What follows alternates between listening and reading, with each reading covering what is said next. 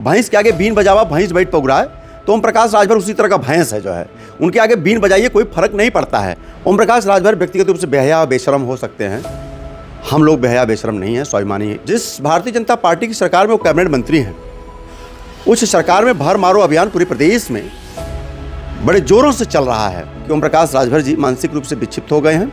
विक्षिप्त इसलिए हो गए हैं कि वो 2027 में उनको हार का डर सता रहा है कि उनकी राजनीति का जो है 2027 अंतिम समय होगा। कि ओम प्रकाश राजभर की एक गलती का खामियाजा भी समाज भुगत रहा है कि जिस तरह से उन्होंने उत्तर प्रदेश के मुख्यमंत्री योगी आदित्यनाथ बाबा जी को टारगेट किया और उनको अपमानित अमर्यादित शब्दों का प्रयोग किया कि भीख मंगाऊंगा, ट्रेनिंग सेंटर भेजूंगा, क्या क्या नहीं कहा। आज उसका कारण है कि वो एक जात विशेष के लोग शासन प्रशासन में जो बैठे हैं राजभर समाज को फूटी आंख नहीं देखना चाहते। प्रकाश राजभर भी कह रहे हैं कि जो है राजभरों को जो है यादव और मुसलमान मार रहे हैं। यही कचहरी में जब नामांकन उनका बेटा अरविंद राजभर कर रहा था तो वो चिल्ला रहे थे कि योगी के गुंडे, भाजपा के गुंडे हमारी जान लेना चाहते हैं, हमको मारना चाहते हैं। वो वीडियो क्लिप अभी आपके पास मिल जाएगा, चला लेंगे। यही यादव, यही समाजवादी पार्टी के राष्ट्रीय अध्यक्ष पूर्वांचल के सभी विधायकों को उनके सम्मान के लिए भेजा। और आज एक मैं भविष्यवाणी करके जा रहा हूँ, ये जो समाजवादी पार्टी पर लगातार हमलावर हैं, ये बैकवर्ड या दलित समाज के जो नेता होते हैं ना, इनका दिमाग भी बैक होता है। भारतीय जनता पार्टी ने जो 2027 की स्क्रिप्ट लिखी है, जो तैयार की है, उसी के तहत ओम प्रकाश राजभर काम कर रहे हैं। भारतीय जनता पार्टी अमित शाह एक बंद कमरे में ओम प्रकाश जी को बैठाएंगे और ये कहेंगे, सुनो तुम्हारी ठेकेदारी और दलाली पूरा समाज जान गया है, 2-4 सीट लेके चुनाव लड़ जाओ और नहीं तो तुम यहाँ से भाग जाओ। 2019 में अमित शाह ने यही खेल इनके साथ किया था। हम ये कह रहे हैं एसी और पीसी के नेता करें। आज जब संविधान पर हमला होता है कौन बोलता है? अखिलेश यादव।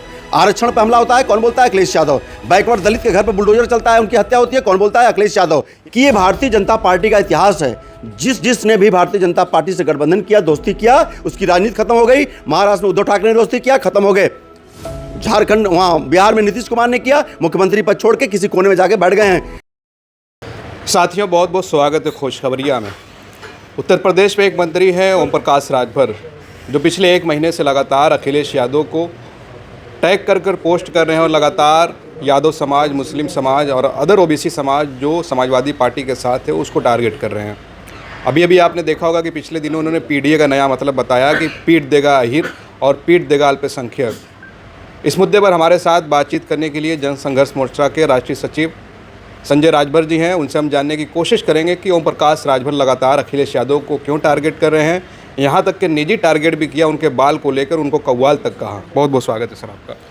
बहुत बहुत धन्यवाद सर। मैं संजय राजभर एडवोकेट, राष्ट्रीय महासचिव सुहेलदेव जन संघर्ष मोर्चा। ओम प्रकाश राजभर जिस तरह से अखिलेश यादव को लगातार टारगेट कर रहे हैं, क्यों ऐसा वो कर रहे हैं, आपको क्या लग रहा है?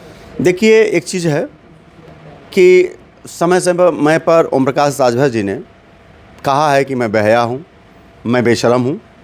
तो मैं आपके चैनल के माध्यम से बता सकता हूँ कि हम लोग महाराजा सुहेलदेव राजभर के वंशज हैं। ओम प्रकाश राजभर व्यक्तिगत रूप से बेहया बेशरम हो सकते हैं, हम लोग बेहया बेशरम नहीं हैं, स्वाभिमानी राजा के वंशज, स्वाभिमानी लोग हैं।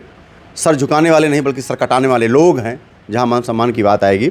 ओम प्रकाश राजभर समाजवादी पार्टी को लगातार टारगेट कर रहे हैं। उसके पीछे सिर्फ एक उद्देश्य ये है कि जिस भारतीय जनता पार्टी की सरकार में वो कैबिनेट मंत्री हैं, उस सरकार में भर मारो अभियान पूरे प्रदेश में बड़े जोरों से चल रहा है और वो कहीं भी राजभर समाज को सुरक्षा देने में, सम्मान देने में पूरी तरह विफल है। ये बात तो ओम प्रकाश राजभर भी कह रहे हैं कि जो है राजभरों को जो है यादव और मुसलमान मार रहे हैं।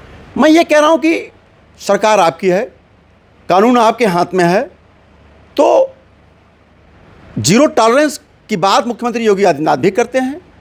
तो आप ये बताइए कि सरकार आपकी, प्रशासन आपका, जीरो टॉलरेंस की सरकार आपकी, फिर कैसे जो है यादव या कोई अन्य समाज जो है हत्यारा है?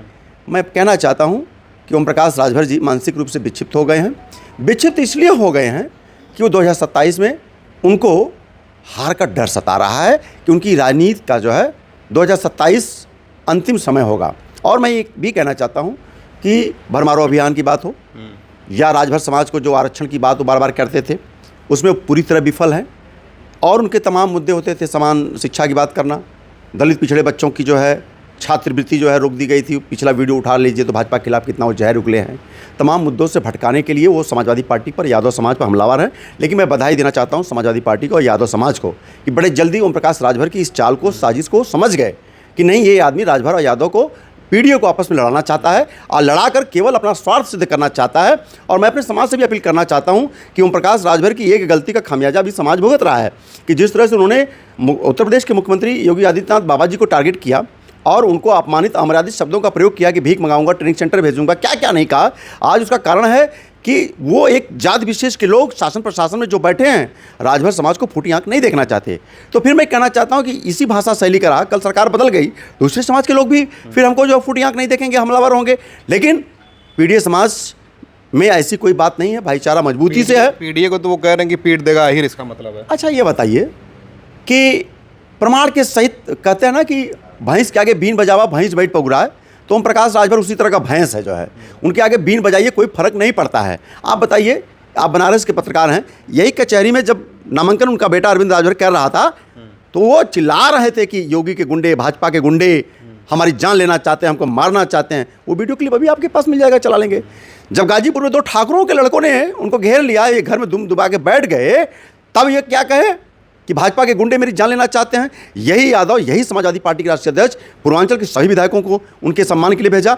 और अगला अब चुनाव देख लीजिए, लोकसभा में ब्रजेश पाठक ने अरविंद राजभर से नाक नहीं रगड़वाया, वो पूरे राजभर अगर वो कहते मैं राजभर की नुमाइंदगी करता हूं तो पूरे राजभर देखा होगा कि वो एक बार घुटने पर बैठे माफी मांगे, ब्रजेश पाठक नहीं घुटने से नहीं और निवरो, तब भी नहीं माने, नहीं और निवरो। और जब तक अरविंद राजभर फर्श पे कालीन पे अपनी नाक नहीं रगड़े तब तक ब्रजेश पाठक नहीं माने। और उसके नाक रगड़ने के बाद भी 1.5 लाख वोटों से भारतीय जनता पार्टी के लोगों ने ही अरविंद राजभर को हरा दिया। और आज एक मैं भविष्यवाणी करके जा रहा हूं, ये जो समाजवादी पार्टी पर लगातार हमलावर हैं, ये बैकवर्ड या दलित समाज के जो नेता होते हैं ना, इनका दिमाग भी बैक होता है। भारतीय जनता पार्टी ने जो 2027 की स्क्रिप्ट लिखी है, जो तैयार की है, उसी के तहत ओम प्रकाश राजभर काम कर रहे हैं। भारतीय जनता पार्टी की पूरी प्लानिंग है कि ओम प्रकाश राजभर से समाजवादी पार्टी के खिलाफ इतना जहर उगलवा दिया जाए, इतना बोल दी, इतने खाई बढ़ जाए कि 27 में समाजवादी पार्टी से गठबंधन की इनकी जब संभावना खत्म हो जाएगी, बहुजन समाज पार्टी आज हाशिए पे है, कांग्रेस हाशिए पे है, तो मजबूरी में भारतीय जनता पार्टी अमित शाह एक बंद कमरे में ओम प्रकाश जी को बैठाएंगे और ये कहेंगे सुनो तुम्हारी ठेकेदारी और दलाली पूरा समाज जान गया है, 2-4 सीट लेके चुनाव लड़ जाओ और नहीं तो तुम यहाँ से भाग जाओ।